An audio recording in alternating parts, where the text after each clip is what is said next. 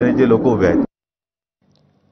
तर राष्ट्रवादीचे आमदार राजेश विटेकर यांनी काँग्रेसचे जिल्हाध्यक्ष बाबाजानी दुर्राणी यांना टोला लगावलाय।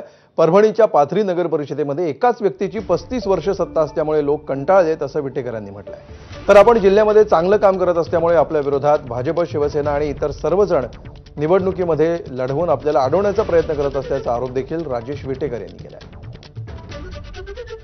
एखादा व्यक्ती चांगलं काम करत असेल तर त्याला थांबवण्यासाठी, त्याला अडवण्यासाठी अशा पद्धतीची सर्व शक्ती एकत्र येत असते। त्याच पद्धतीची शक्ती या माझ्या पाथरी विधानसभा मतदारसंघामध्ये मला पाहायला मिळत आहे। एकाच व्यक्तीची सत्ता मागच्या 35 वर्षापासून या शहरामध्ये आहे।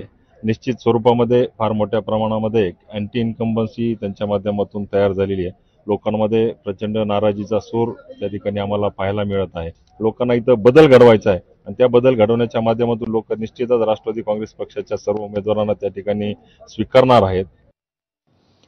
तर कर्जत नगरपालिकेमधील आता राजकीय महत्त्व